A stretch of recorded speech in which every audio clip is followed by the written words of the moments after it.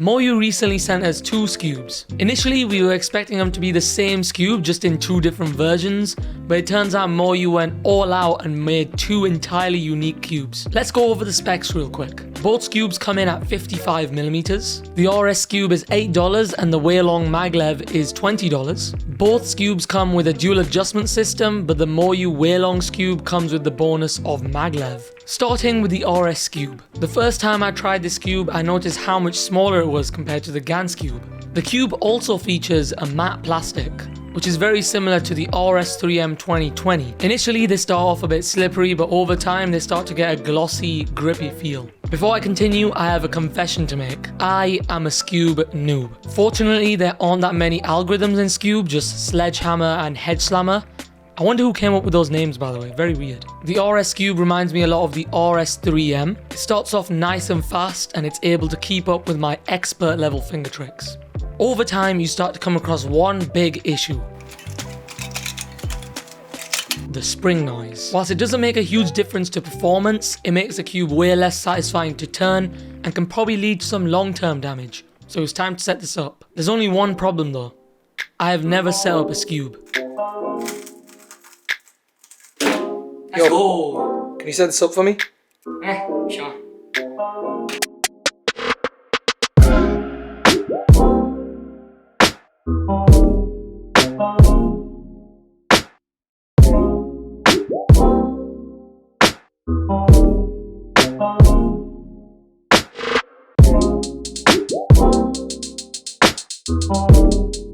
With lube, this cube gets taken to the next level. It's extremely smooth to turn and that spring noise has completely gone now. Is this cube worth $8? In my opinion, definitely. At $8, you'd expect this product to feel really cheap, but it actually feels completely the opposite. The cube feels very premium. But before we stop there, we have another Skewb to look at. Introducing the MoYu Weilong Skewb. This Skewb undercuts both GAN Skewbs and the Wingy V2. But will it really get overshadowed by the budget RS Skewb? The first challenge was getting it out of the packaging. At first I started gentle to try and get it open, but I guess the package didn't like Mr. Nice Guy. So I decided it was finally time for all-out war.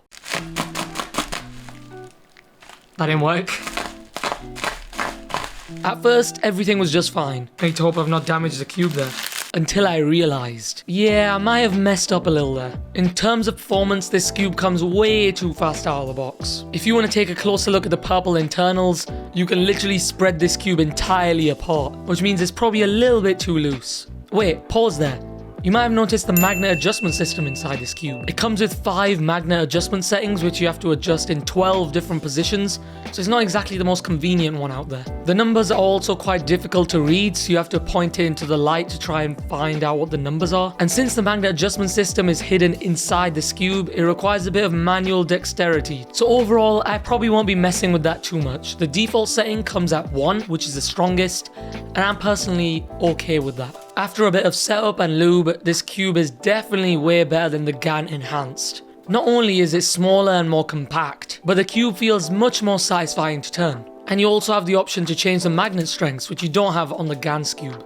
Is it really worth $20 if there's some really good budget Skewbs out there? In my opinion, yes and no. If you're just a beginner and not too serious about Skewb, I would highly recommend the RS Skewb, especially with a bit of setup. However, if you do want to become pro and take advantage of the enhanced speed maglev has to offer, I would highly recommend the MoYu maglev Skewb. Thanks for watching, I hope this helps, and I'll see you in the next one. Peace.